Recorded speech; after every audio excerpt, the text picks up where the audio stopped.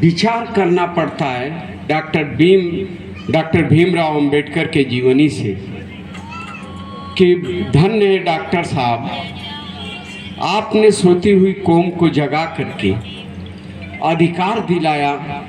आपके चरणों में जय किशन साहू नमन करता है, वंदन करता है, अभिनंदन करता है।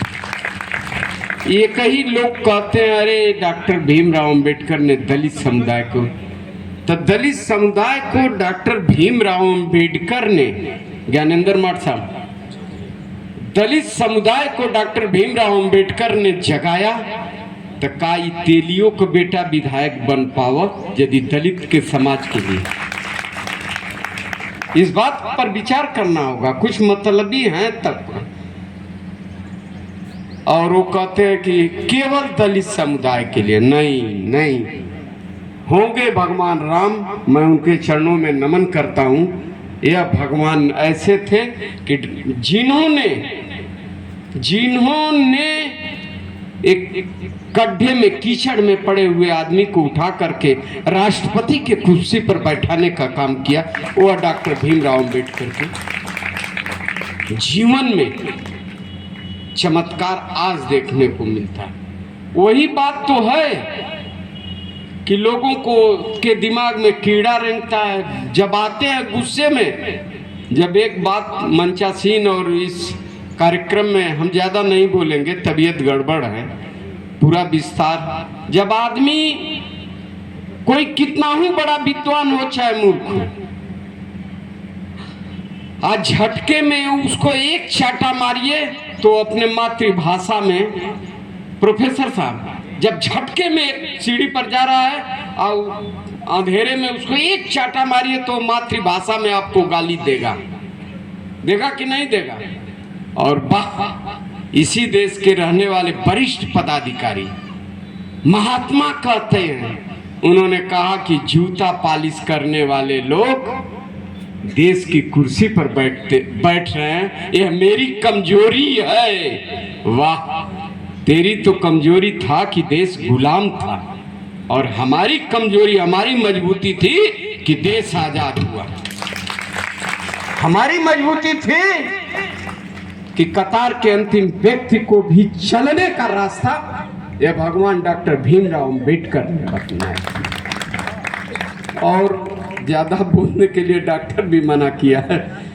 और एक बात, ज्ञानेंद्र जी जितना चाय मेरा पिएंगे उतना ही काम हुआ। मैं कभी फाटक, मैं एक ऐसा विधायक हूं, कभी अपना फाटक नहीं, जो मन करे जब चाहे तब मिल सकता है। यदि गलती हुई है तो आप लोगों से हुई है, मैं मुझे चाय लेट पिलाया है? और उस दिन मैं आकर के कहा नियमावली के तहत जो भी काम होगा ये आपका बेटा करने के लिए तैयार है। क्यों करने के लिए तैयार है? अरे पूरा बतिए बता नहीं। अरे हम केली जात कही तो उन लोग के तो देखले से छुआ जात रहा, हमके तो देखले से छुआ जा, तो के तो छुअले से छुआत रहा, हमके तो देखले ही से छुआ जात रहा। और यह भगवान ने सदन में ललकारने का समय दे दिया और एक इतिहास मैंने लिखने का काम किया कि विपक्ष में रहकर जो मैंने काम करवाया, चमत्कार किया करवाया है, इसके पहले भी लोग सांसद विधायक थे, उतना गाजीपुर सदर में किसी ने काम नहीं। हर मुद्दे पर, चाहे गरीब हो अमीर हो, चाहे कांसीराम आवास के बिजली की बात हो, मैंने सदन में उठा करके उसमें मनवाने का काम किया। यह बात नहीं है। आप आदरणीय बड़े भाई ज्ञानेंद्र जी, हमारे हर मुसीबत में आप साथ रहते हैं। कोई बात पड़ती तो बुला करके हम आपसे आशीर्वाद भी लेते हैं। हमसे आइए, अभी दो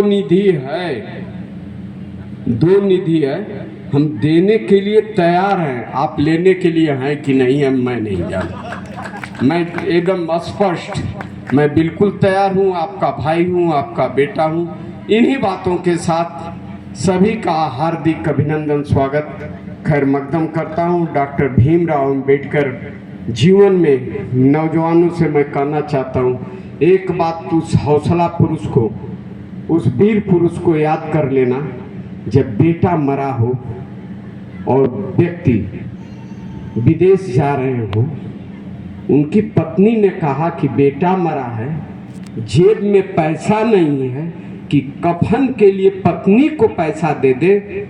उन्होंने कहा तुम्हारा एक बेटा मरा है, यदि आज गोल मिल सम्मेलन में नहीं पहुंचूंगा तो इस भारत माँ के करोड़ों करोड़ों बेटा मर जाएंगे, एक को मरने दो।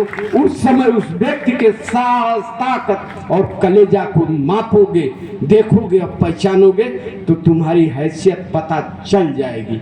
आज हैं लोग बाप मजदूरी कर रहा है, कठिनाई से बेटा को पढ़ाना चाहता है, उसके पैसे की कीमत नहीं समझ रहे हैं और उस पैसा आला नाहक बर्बाद हो रहा है। मैं सभी अभिभावकों से चाहता हूँ अपने बच्चों को गाइडेंस कर दें, तभी जब हम और आप एक होकर के लड़ाई लड़ेंगे तभी संविधान बचेगा, नहीं कोई माई का लाल नहीं बचा पाएगा। किस संविधान में लिखा है कि तलवार लेकर रामलाल जी सुमन के घर पर चढ़ जाओ, शीशे तोड़ दो, गाड़ियां तोड़ दो? किस संविधान, किस नियमावली के तहत आपने वो किया? संविधान में ऐसा उपद्रव नहीं है। अतः आपसे निवेदन है, यदि आपकी चूक हुई तो इस देश में बहुत बड़ा परिवर्तन हो जाएगा। इन्हीं बातों के साथ सभी के चरणों में नमन बंदन अभिनंदन करता हूँ। मंच को बहुत बहुत धन्यवाद देता हूँ।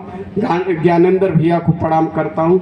तबीयत खराब थी, आपने मुझे समय दिया, आपसे बहुत बहुत धन्यवाद। विदा लेता हूं।